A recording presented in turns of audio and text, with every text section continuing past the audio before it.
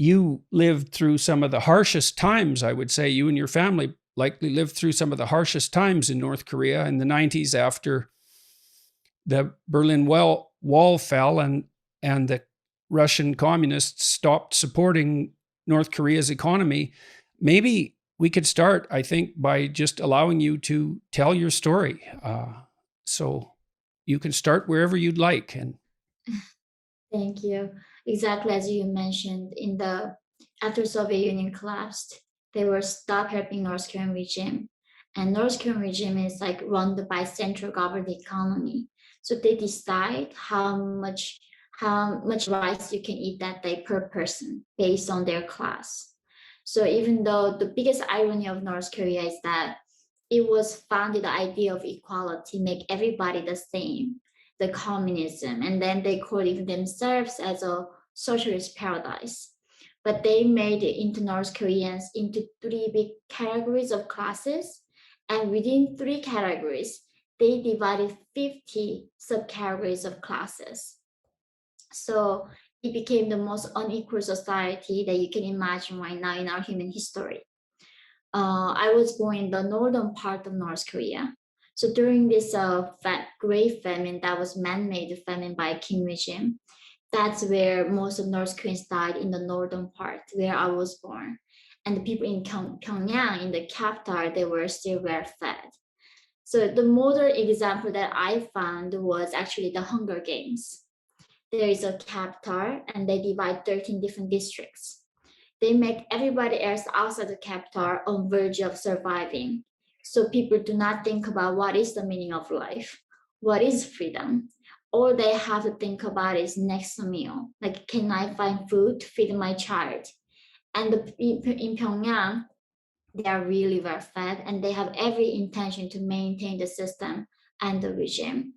So that's where I was born in the 1993. Seeing the dead bodies on the streets was literally everyday thing. I never knew that was like weird word. And that's what got me the first when I came out. People were saying, like, why there's no revolution in North Korea. And first of all, we don't even know the vocabulary revolution in North Korea. It's a country where they don't teach us about the word love. There's no romantic love in North Korea. I never heard my mom telling me that she loved me. The only word that we know, love, is that written form of the word where we describe our feelings towards like dear leader, not about to another human. So there's no word for love, no word for human rights, dignity, freedom. And that's why, people in North Korea, they don't know they are oppressed. They don't know they are slaved. you said the information control was so total that you had absolutely no idea what was happening in the outside world. And you believed at that time that despite what you saw around you, that other countries were much worse. So even here right now in this 21st century, North Koreans do not even know the existence of internet. And we do not even have electricity. So of course in school, I never even seen the map of the world. I never even knew. So in school in North Korea, they don't teach me that I'm an Asian. They teach me that I'm a Kim Il-sung race. And North Korean calendar begins not when the Jesus Christ was born, when Kim Il-sung was born. So they cut out entire information and people literally get executed for watching photo information. And that is a crime to be dead in North Korea. So you do not have a freedom even to travel abroad. It's an entire black hole of information. You don't know outside that cave what's happening. But of course, like the leaders like Kim Jong-un, he went to school in Switzerland. The top elites go out, but the people at the bottom, most of them, never even seen the map of the world. And we don't even know what Africa, other continents, other race. And that was like me. And you described the conditions that you grew up in. So first of all, what stands out quite remarkably is the degree of hunger. Yeah. So tell me a bit about what it was like when you were a kid in the 90s in Korea with regards to eating.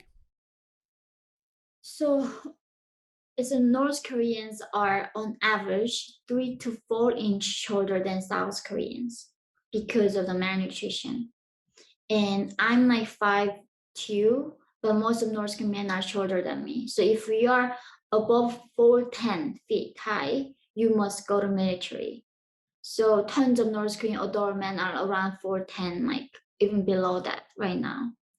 So this severe malnutrition affects even our brain development. North Korea's average life expectancy is like, if somebody lives up to 60, we think they lived a really long life. Like my grandmother who died from almost like malnutrition before her 60, everybody thought like, oh, she lived long enough to do that. So it is a different planet we are talking about. Being in North Korea, of course, like only way for me to get my proteins were eating, grasshoppers, dragonflies, a lot of insects, tree barks, plants, flowers, and that's how we survive. And most of people die in the spring because that's when there's no like really insects and plants are. And that's where every spring there's most of people dying and majority of people dying that time. Yes, and you said that for you and for the people around you, spring wasn't a time of hope and renewal, but the absolute worst time of the year. And so maybe you can explain that. Yeah, it's like every spring I remember my skin sort of like cut off from the like vitamin lackness that I would get dizzy, and it's like season of death every spring. The people who couldn't wait until the summer so the plants grow, and that's when like we all know that tons of people are gonna die. And I still remember I escaped in the spring at the March of 2007. One day I had a really bad stomach ache and my mom took me to the hospital. But in North Korea, of course, there's no electricity. There's no x-ray machines, none of that. Literally a nurse using 1 meter to inject every patient in the hospital. And people don't die from cancer in North Korea. They die from infection and hunger mostly.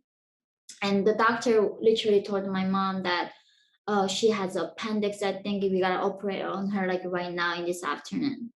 And they do not use anesthesia. It's a very like people don't use anesthesia in North Korea. So they would cut my belly open that afternoon, and I was fainting. And they said, "Oh, she just malnourished. She got an infection. She doesn't have any appendix." And then they closed me back, and then literally from our hospital to the bathroom, there were like piles of human bodies piled up, and you see children like chasing the rats, eating human eyes first, and then children catch these rats and they eat and they somehow die from I don't know what it is.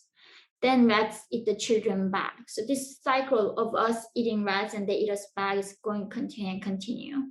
Yeah, and you said that was happening in the hospital. You also mentioned in that episode that you woke up before the surgery was over because the anesthetic ran out.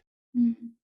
It was not even like actually a full anesthetic. It was more like a dose of I think sleeping pill, like a lot of tons of it. So most of people in North Korea right now, even when they cut their legs open, sewing their bones, they do not give any anesthesia because it's a free healthcare and regime do not provide anything for the people.